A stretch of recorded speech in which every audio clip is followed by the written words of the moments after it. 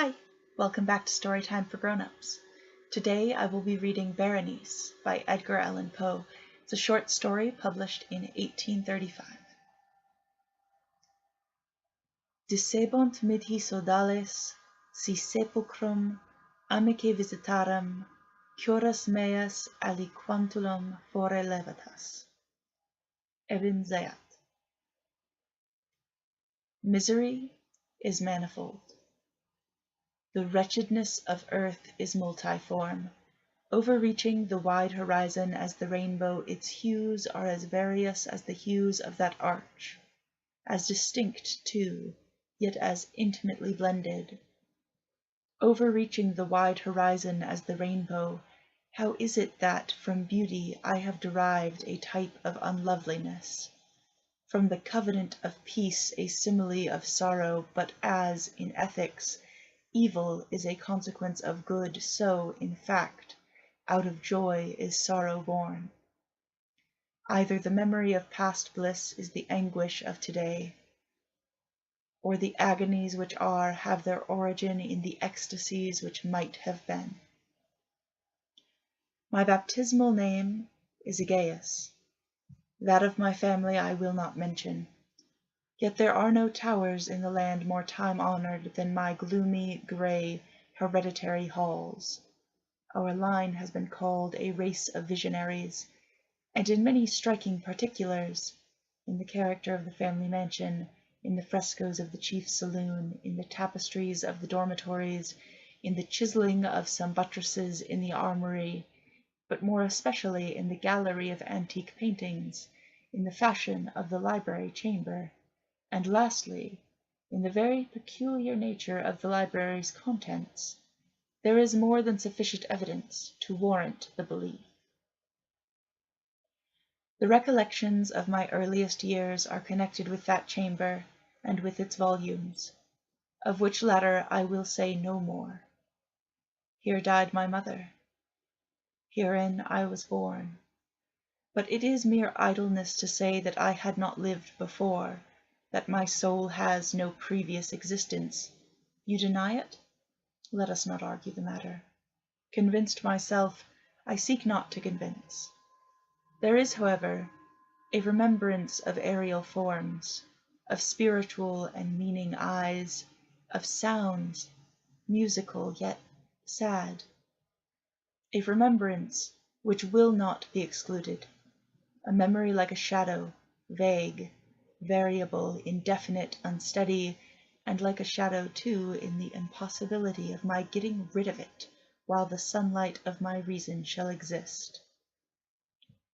In that chamber was I born, thus awakening from a long night of what seemed but was not non-entity, at once into the very regions of fairyland, into a palace of imagination, into the wild dominions of monastic thought and erudition. It is not singular that I gazed around me with a startled and ardent eye, that I loitered away my boyhood in books, and dissipated my youth in reverie. But it is singular that as years rolled away, and the noon of manhood found me still in the mansion of my fathers, it is wonderful what stagnation there fell upon the springs of my life, wonderful how total an inversion took place in the character of my commonest thought. The realities of the world affected me as visions, and as visions only, while the wild ideas of the lands of dreams became, in turn, not the material of my everyday existence, but in very deed that existence utterly and solely in itself. Berenice and I were cousins, and we grew up together in my paternal halls. Yet differently we grew, I ill of health and buried in gloom, she agile, graceful and overflowing with energy, hers the ramble on the hillside, mine the studies of the cloister, I living within my own heart and addicted body and soul to the most intense and painful meditation, she roaming carelessly through life, with no thought of the shadows in her path, or the silent flight of the raven-winged hours. Berenice! I call upon her name, Berenice, and from the grey ruins of memory 1,000 tumultuous recollections are startled at the sound. Ah! Vividly is her image before me now, as in the early days of her light-heartedness and joy. O gorgeous yet fantastic beauty! O sylph amid the shrubberies of Arnheim! O naiad among its fountains! And then all is mystery and terror, and a tale which should not be told. Disease, a fatal disease, fell like the simoom upon her frame, and, even while I gazed upon her, the spirit of change swept over her, pervading her mind, her habits, and her character, and in a manner the most subtle and terrible, disturbing even the identity of her person. Alas, the destroyer came and went, and the victim, where was she? I knew her not, or knew her no longer as Berenice.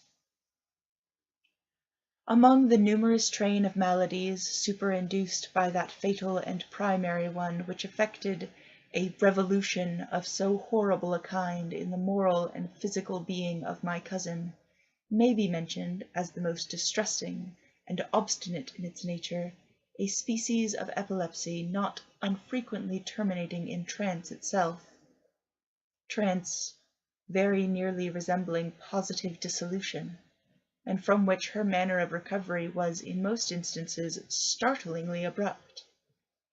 In the meantime, my own disease, for I have been told that I should call it by no other appellation, my own disease, then, grew rapidly upon me, and assumed finally a monomaniac character of a novel and extraordinary form, hourly and momently gaining vigor, and at length obtaining over me the most incomprehensible ascendancy.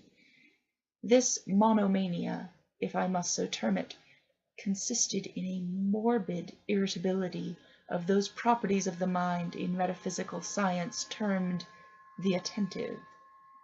It is more than probable that I am not understood, but I fear, indeed, that it is in no manner possible to convey to the mind of the merely general reader an adequate idea of that nervous intensity of interest with which, in my case, the powers of meditation, not to speak technically, busied and buried themselves in the contemplation of even the most ordinary objects of the universe. To muse for long unwearied hours with my attention riveted to some frivolous device on the margin, or in the topography of a book, to become absorbed for the better part of a summer's day in the quaint shadow falling aslant upon the tapestry or upon the door, to lose myself for an entire night in watching the steady flame of a lamp or the embers of a fire, to dream away whole days over the perfume of a flower, to repeat monotonously some common word until the sound, by dint of frequent repetition, ceased to convey any idea whatever to the mind, to lose all sense of motion or physical existence by means of absolute bodily quiescence long and obstinately persevered in. Such were a few of the most common and least pernicious vagaries induced by a condition of the mental faculties, not indeed altogether unparalleled, but certainly bidding defiance to anything like analysis or explanation. Yet let me not be misapprehended. The undue, earnest, and morbid attention thus excited by objects in their own nature frivolous must not be confounded in character with that ruminating propensity common to all mankind, and more especially indulged in by persons of ardent imagination. It was not even, as might be first supposed, an extreme condition or exaggeration of such propensity, but primarily and essentially distinct and different.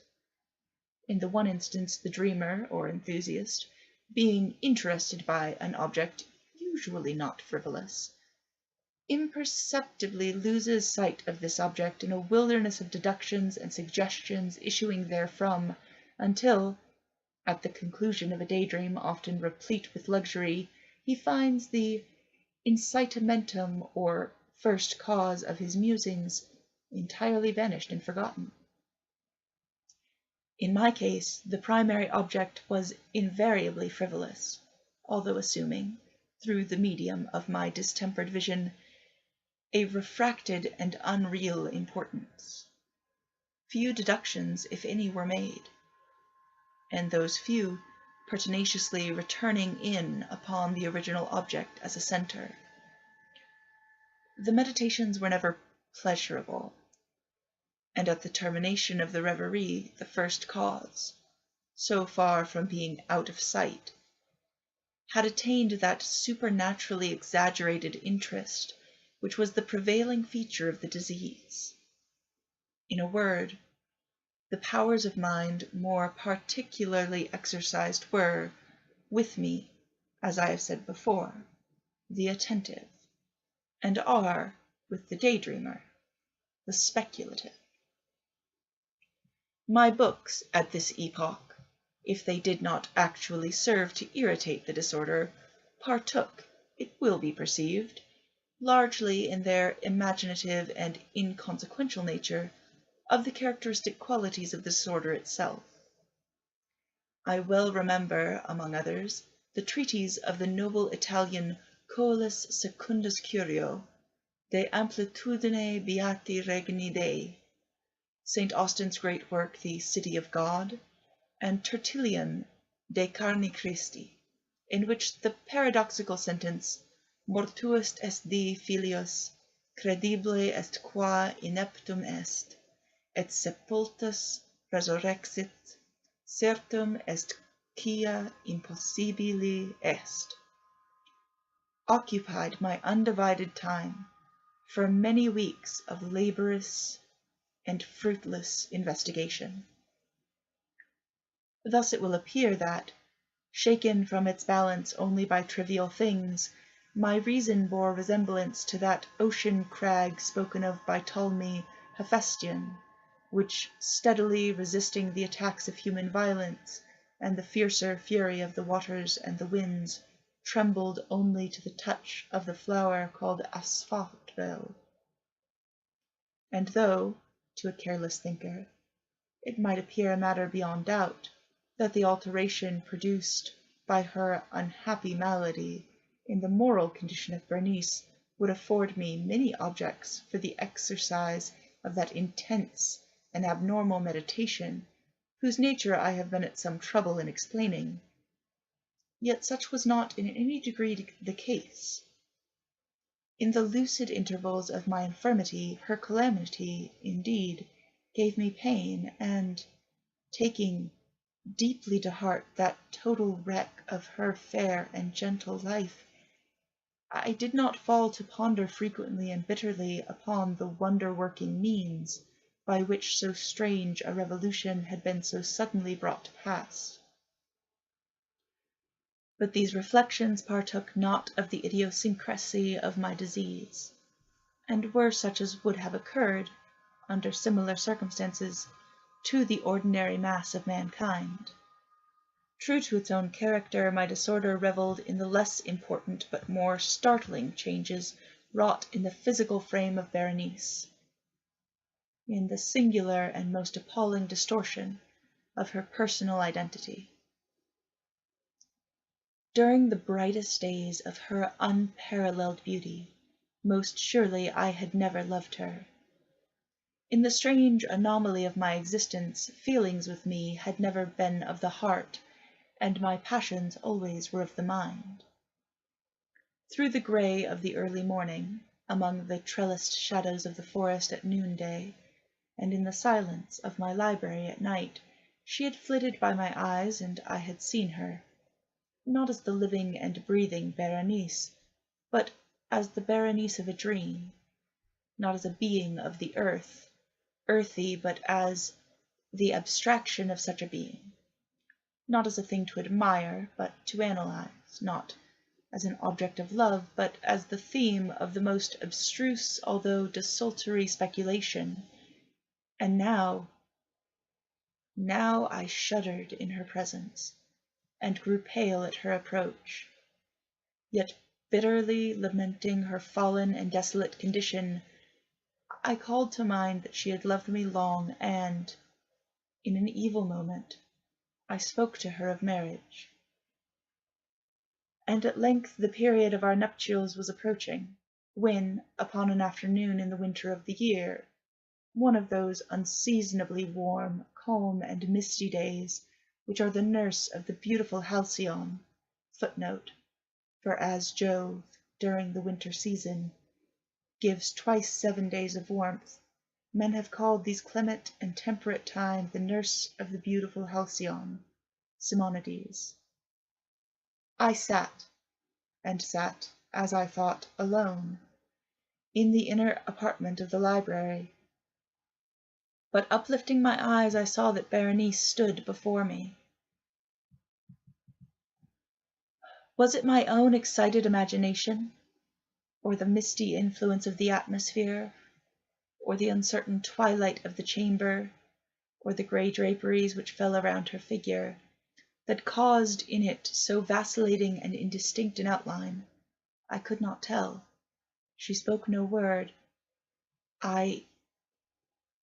Not for worlds could I have uttered a syllable. An icy chill ran through my frame. A sense of insufferable anxiety oppressed me.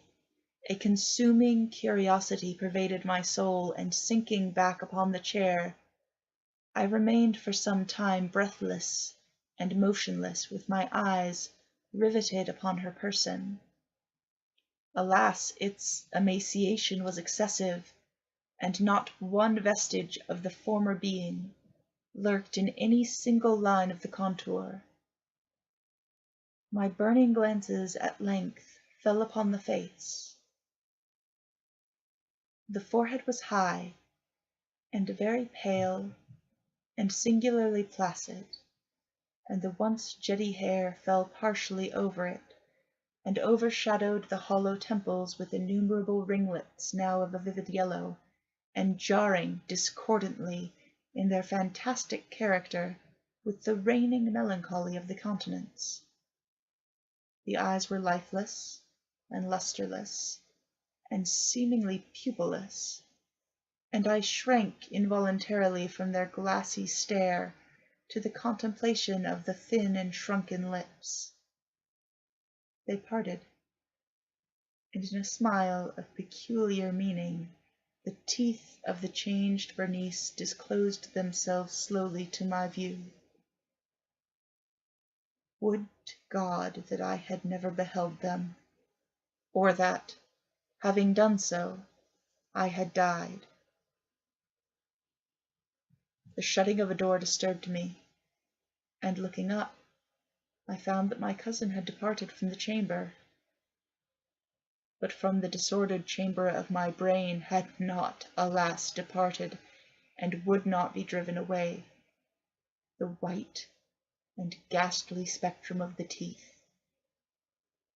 Not a speck on their surface, not a shade on their enamel, not an indenture to their edges, but what that period of her smile had sufficed to brand in upon my memory.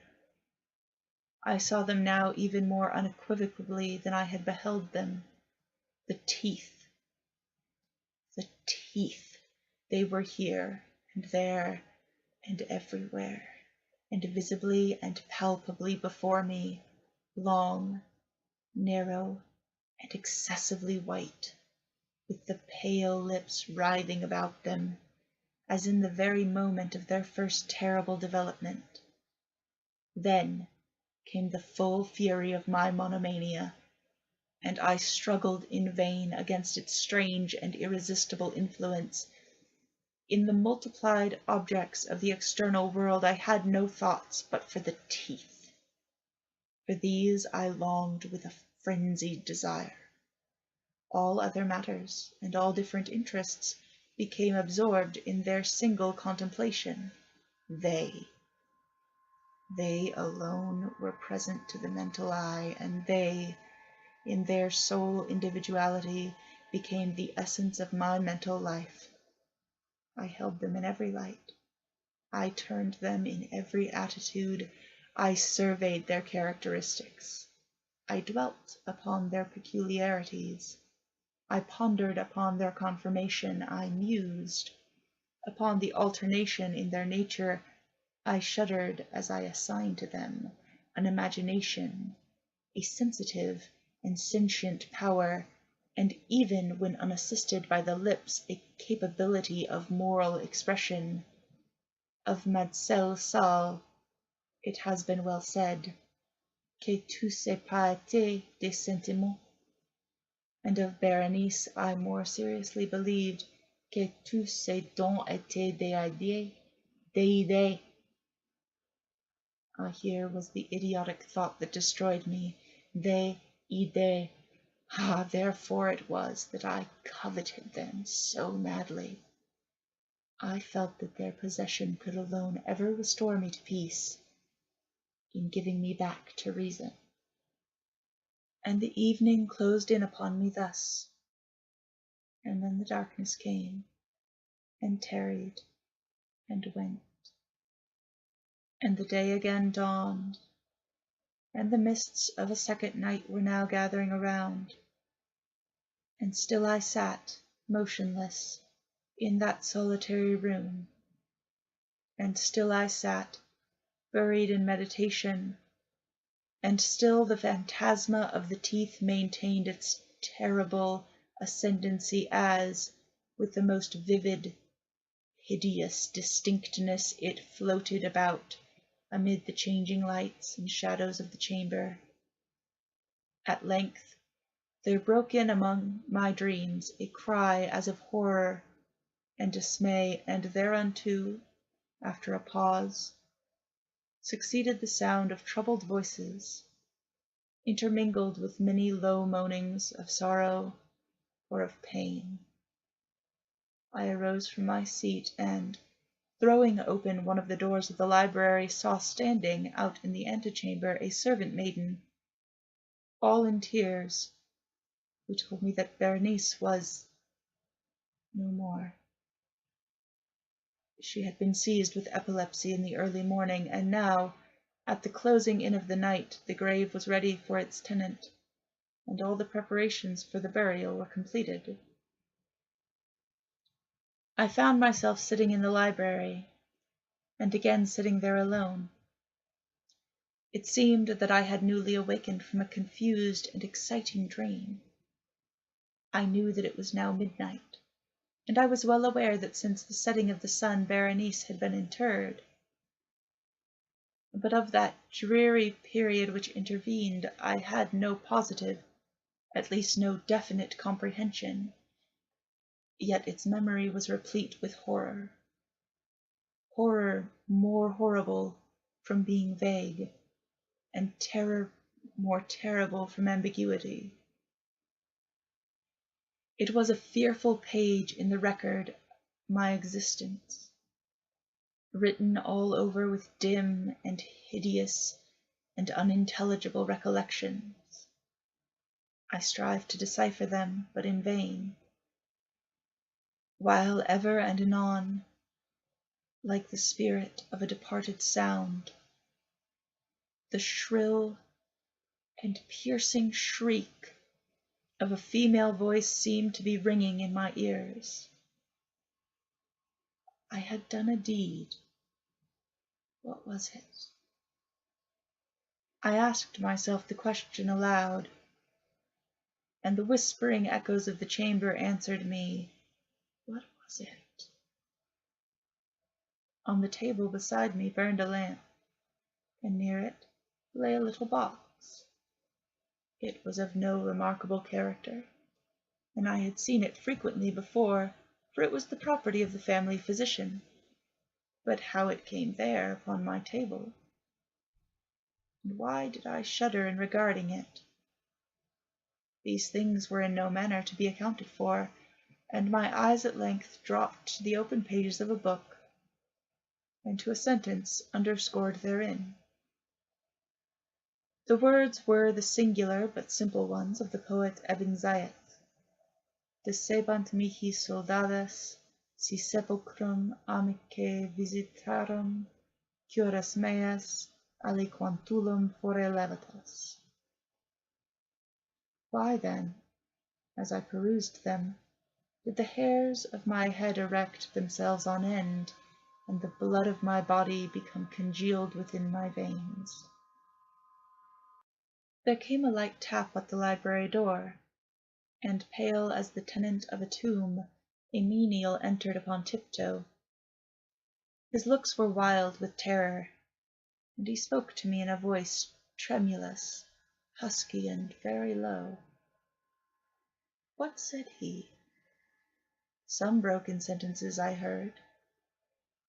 He told of a wild cry disturbing the silence of the night, of the gathering together of the household, of a search in the direction of the sound, and then his tones grew thrillingly distinct as he whispered me of a violated grave, of a disfigured body enshrouded yet still breathing, still palpitating, still alive. He pointed to garments. They were muddy and clotted with gore. I spoke not, and he took me gently by the hand. It was indented with the impress of human nails. He directed my attention to some object against the wall. I looked at it for some minutes. It was a spade.